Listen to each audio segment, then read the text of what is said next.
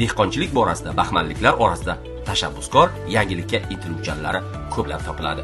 Islom Hamroyev yosh bo'lsa-da, ana shunday mehnatkash, izlanuvchan yurtdoshlarimizdan biri.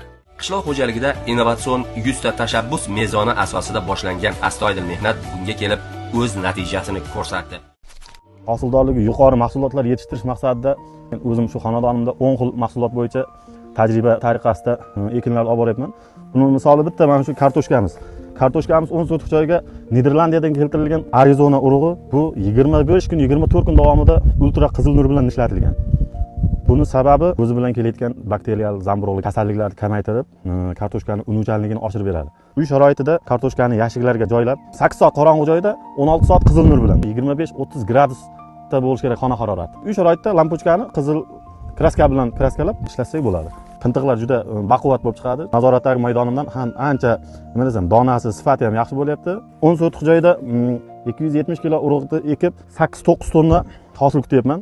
Chunki hozir bitta tubdan ko'ryapmiz, 2 kilo, 2,5 kilo kartoshka beryapti. Gektar hisobida bo'lsa 80 tonna, 100 tonna degan gap. Yer ham xuddi odamdagi gapda har xil narsani talab qiladi. Ozuqa.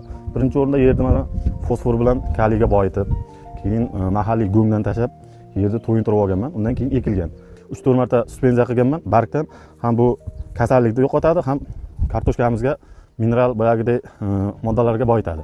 Fosfor bilan kalsiyga boyitishning eng asosiy yo'li bu o'zimizda suyakdan. Uy sharoitida musorga chiqarib yuborayotgan suyaklarimizni 20 kun davomida uksus bilan, sirka eritmasi bilan mo'r qilib, uni keyin maydalab, mana shu ekinlarimizga ham bargdan suspenziya qilib, ham bir choy qoshiqdan har bir tubni tagiga tashlayapmiz. Bu juda katta fosfor bilan kalsiyga juda boyitar ekan. 10 sotix kartoshka, 10 sotix piyoz, 10 sotix pomidor ekilgan, 10 sotix mana makka jo'xori, qovun, paruzlar ekilgan.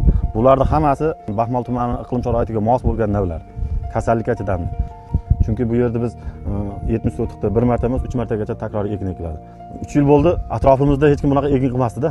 Hozir endi hamma ko'rib, uje ham yashillik, odamni bahridili ochiladi. Toza sifatli mahsulot. Hamma narsa odamni o'ziga bog'liq, ishtiyoq bilan. Chunki prezidentimiz hamma narsaga imkoniyat berdi. Bundan biz foydalanishimiz kerak, to'g'ri, nima desam, olg'a yurishimiz kerak.